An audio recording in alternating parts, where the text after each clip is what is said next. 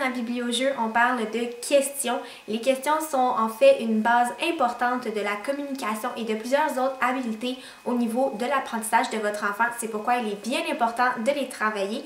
Et donc, je présente dans cette capsule quelques petites astuces des activités à faire en lien avec les questions.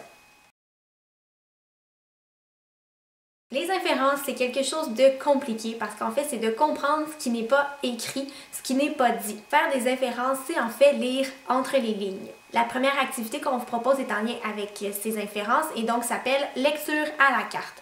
Ce sont en fait des petites cartes avec des courtes histoires qui sont écrites dessus et donc il faut lire l'histoire et répondre à des questions qui demandent en fait de faire des inférences, donc de comprendre les informations cachées dans le texte à l'aide de différents indices.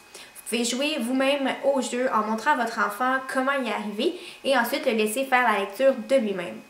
Astuce! Pour arriver à faire des inférences, il faut travailler plusieurs stratégies. Vous pouvez donc modéliser à votre enfant, c'est-à-dire lui montrer ces stratégies pour qu'il puisse les utiliser lui-même par la suite.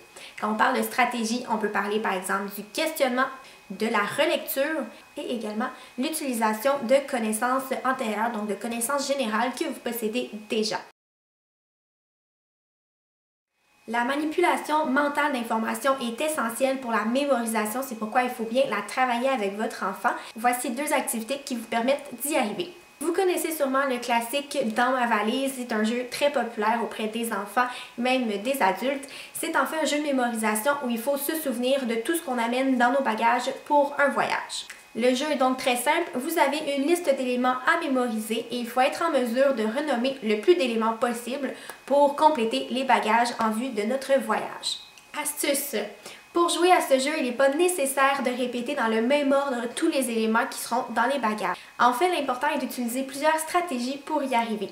Stratégies comme la catégorisation d'objets, l'utilisation de stratégies mnémotechniques, ça va permettre à votre enfant de travailler sa mémorisation et de trouver des stratégies qui lui sont propres et qui fonctionnent pour lui. La seconde activité en lien avec cette même habileté de la manipulation mentale est en fait mémoire télescopique. C'est un jeu dans lequel l'enfant doit essayer de réciter une phrase en incluant tous les détails qui ont été lus la première fois. Petite astuce, si cette activité est difficile pour votre enfant, vous pouvez lui suggérer de visualiser la scène dans sa tête, donc visualiser la petite histoire avec les détails à retenir. De cette façon, lorsqu'il aura de la difficulté à se souvenir de certains éléments, il pourra fermer les yeux, revoir un petit peu la scène qu'il s'est imaginée et donc préciser certains éléments qui sont plus difficiles à mémoriser. C'est ce qui conclut notre capsule sur les questions. Il y a plusieurs autres activités qui sont également disponibles dans le catalogue de la bibliothèque pour travailler cette sphère du langage. Donc n'hésitez pas à aller faire vos petites recherches pour trouver des activités pour compléter vos moments de jeu. Sur ce, je vous souhaite une très bonne fin de journée, un bon week-end et à bientôt!